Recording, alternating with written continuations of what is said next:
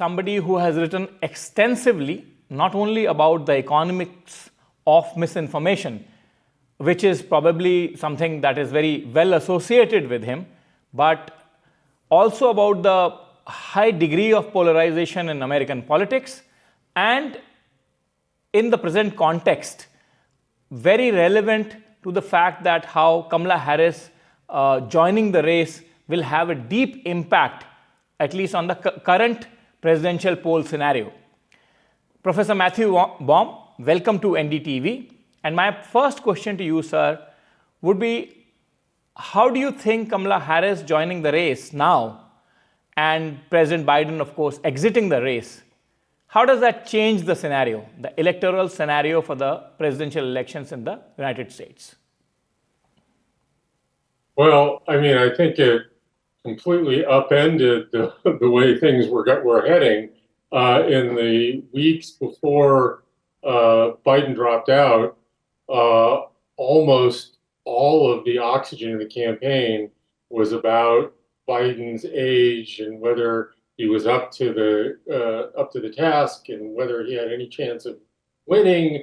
And then the Republicans were very sort of had kind of a triumphal convention, and they were talking about sweeping the Congress, and the Democrats were feeling really gloomy. You started having some big donors withholding campaign contributions, and it was generally looking pretty bleak. When Biden dropped out and immediately endorsed Harris, and everybody sort of in the party sort of quickly coalesced around her, it just flipped the script, because I think a lot of Democrats were, as I said, feeling really borderline hopeless about the trajectory of the campaign.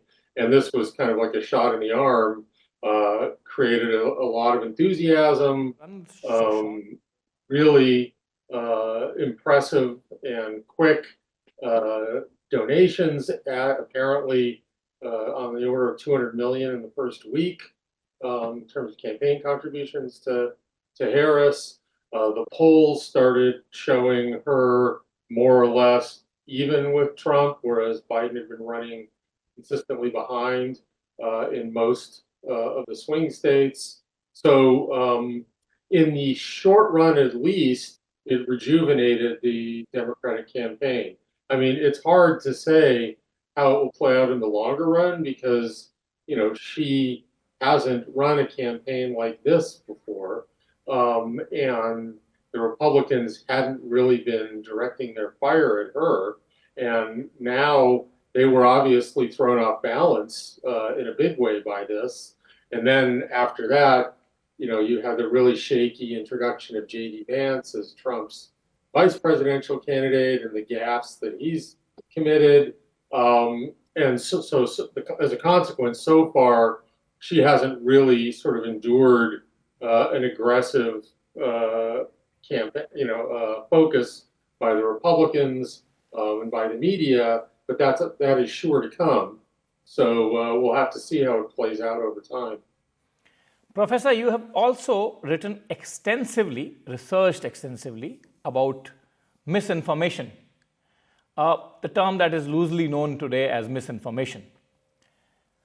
You've also written about the economy of misinformation, as in the money that misinformation makes for certain products, certain companies. Do you think that it is because of the phenomena like social media and the proliferation of misinformation that Mr. Donald Trump remains immensely popular, despite what many would say incorrectly held beliefs and incorrectly articulated commentary, in the sense that it is at least not factual? Well, I mean, I think social media was obviously a critical tool in his rise in 2015 and 2016. He was treated as kind of a joke by the mainstream media when he first announced his campaign in 2015. And it was his ability to communicate directly with tens of millions of people through his Twitter feed that kind of allowed him to run sort of a guerrilla campaign and allowed him to kind of do an end around the mainstream media. But that said, I think it's an overstatement to say that he's immensely popular. This is a very divided country. His approval ratings tend to run between 40 and 45%, which is not what I would call immensely popular. Because we have an electoral college and that has sort of a variety of majoritarian elements baked into it, you don't necessarily have to have majority support to win an election. Seems pretty unlikely to me that Trump will ever have consistently the support of a majority of Americans. But critically, he doesn't need that. So he has played to the conservative and right-wing base of his party. Almost all of his appeals focus pretty narrowly and targeted on kind of motivating his base so that they vote in really high numbers and hopefully demoralizing the other side, the base of the other side, so that they don't vote in similarly high numbers. So it's very much about getting your people to the polls and trying to suppress the other side, rather than building a broad coalition that would make you kind of a majority or would win you support of the majority of the electorate. So yes, he's disproportionately popular among white men, especially working class white men. Those aren't the only folks that support him, but it is kind of a core constituency for him, for sure. It is interesting, Professor, even probably disheartening to many, that you have repeatedly described America as a deeply divided country. Do you think that social media has a role to play here, or do you think that it is just one of the factors? It is the factor that I was interviewing Thomas Friedman some time back, and Friedman said that, social media is like a dart gun. And how much, you would attribute how much attribution you would do to the social media for the phenomena for the rise of Trump and for the phenomena that we are seeing across Europe as well? It's certainly not because of social media. Social media is certainly not the cause. Polarization in this country sort of bottomed out after World War II in the 1950s and into at least much of the 1960s, starting in the early 1970s with Watergate, into the 1980s. We've seen a steady, gradual increase in polarization. It increased with the emergence of Newt Gingrich in the House of Representatives and a different strategy for trying to regain the majority in the House by tearing down the other side or demonizing the other side, more aggressively than had been done before. Then during the Clinton administration with first the Whitewater and then the Monica Lewinsky scandal. Then you can think about the controversies around the 2000 election in Florida and the Iraq War and the financial crisis, and just go forward, and you can see the polarization was increasing over. There was this arc of rising polarization emerging over 4 or 5 decades. Social media doesn't exist before 2008 or so. And it really doesn't become kind of the force that it is for some time until sometime after that. So what does that mean, that social media don't matter? No, that they certainly do, as an accelerant, among other things. Thomas Friedman, journalist, not professor, I'm sorry. His analogy, I think, is a pretty good one. That gives everybody a dart gun and allows them to sort of fire at each other. And it also facilitates, to some extent, the kind of the emergence of echo chambers that take people who are angry and introduce them to other people who are angry so that they get to make each other more angry.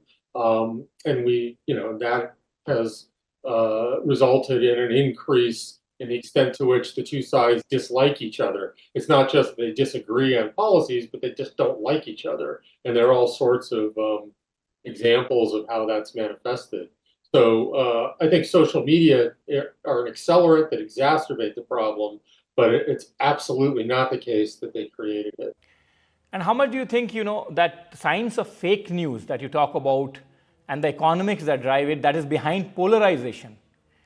And then let me broaden the arc of this question and, let me say that not just in America, American politics, but the world over, the polity in general, the administrators appear to be deeply divided now. I mean, something that was probably never the cause or the case 2 or 3 decades back. Well, I suppose I would tell kind of the same story with respect to misinformation or fake news that, it can be harmful. Most people don't encounter very much of it most of the time. The latest research suggests that, even during presidential campaigns, people aren't encountering or sharing a whole lot of misinformation, except a relatively small portion of the public is, disproportionately strong partisans who already know what they think, for whom this is, again, more of an accelerant than a creator of their attitudes.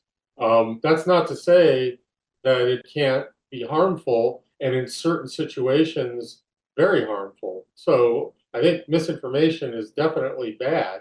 And if you want to sort of talk about this globally, you have governments attempting to orchestrate disinformation campaigns to sort of stir up polarization. We certainly saw that with Russian efforts in the 2016 and to a similar extent, although it didn't get as much attention in 2020 in the U.S. And there have been plenty of incidents around the world where false stories have led to things like riots or innocent people being attacked or killed, possibly influencing some election outcomes in some places. But all that said, I don't think I think we can attribute too much to misinformation or fake news, as you said. It's very easy to point at that when there are a lot of other things going on as well. I don't think misinformation explains the rising appeal of right-wing populism that has sort of spread in Europe and to some extent in Latin America and elsewhere. I think you can identify a variety of factors that have developed over time that explain this emergence much better. That doesn't mean that populists don't exploit misinformation and social media to help their causes. They do, and it helps them. They're tools that facilitate some of the goals of populist politicians and their supporters. But that's different than saying, then again, attributing all the badness in the world to these phenomena.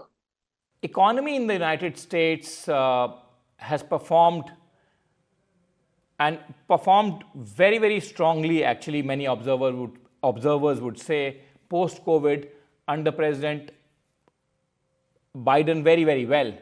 And despite that, the working class base of at least the white majority is completely allied to Mr. Donald Trump.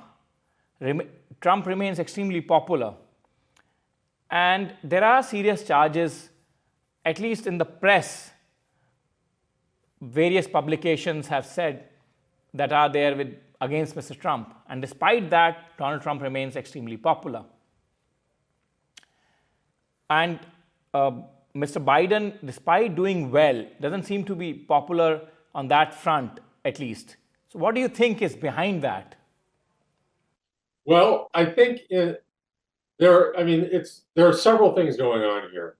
For one thing, and I was just talking about this with my students yesterday, actually, what happened with, in terms of the economy, most of the economic indicators in the U.S. Have performed really well, in some cases better than, as well as they have in half a century.